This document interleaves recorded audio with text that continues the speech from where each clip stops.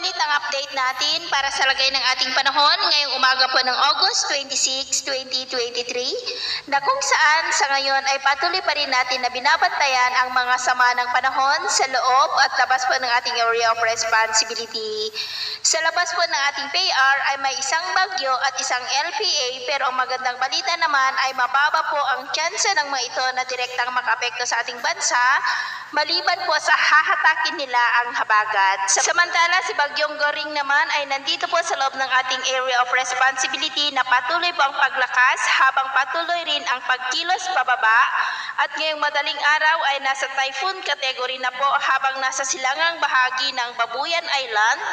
about 183 km east away o kaya po ay 164 km northeast ng Santa Ana, Cagayan. Nataglay po ang lakas ng hangin na maabot na sa 150 km per hour. At mamayang hapon po, posible na nasa silangang baybayin na po ng Tugigaraw, Cagayan. At bukas ng madaling araw hanggang Lunes ng umaga ay nandyan po sa silangang baybayin ng Isabela. At posible po na maging super typhoon yan sa darating na linggo o kaya po ay Lunes. At pagsapit po ng Lunes ng hapon ay nandito na muli sa silangang baybayin ng Cagayan na patuloy pa rin ang pagkilos pa-northwestward, pataas na po at malaking banta pa rin dito sa northern part ng Northern Luzon at sa mga isla po ng extreme Northern Luzon. Sa lagay po ng ating panahon ngayon, dahil nga po kay Bagyong Goring ay may mga pulo-pulo na mga pag-uulan ngayong madaling araw sa malaking bahagi po ng Northern Luzon at sa ngayon po ay nakataas na ang Tropical Cyclone Wind Signal number 1 sa may Batanes, the eastern portion ng Babuyan Island sa Camiguin Island, the eastern portion of mainland Cagayan sa may Santa Ana, Gonzaga, Lalo,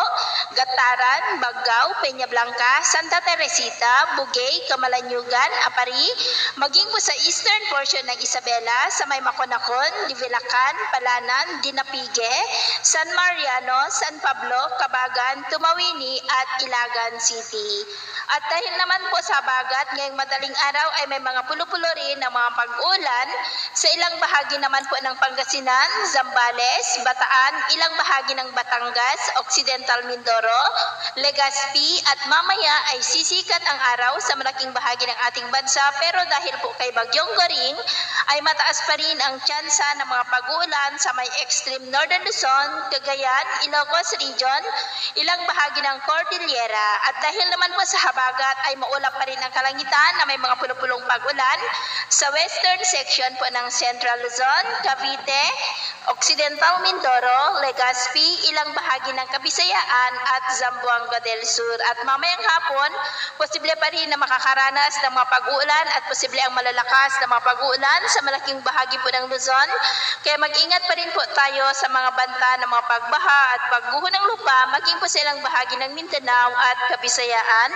Epekto naman po iyan ng habagat. At sa atin namang mga baybayin, dahil po kay Bagyong Goring, ay pinagbabawal na po ang pagpalaot sa mga baybayin po ng Batanes, Babuyan Group of Islands, Cagayan at Isabela dahil ang mga alon po dyan ay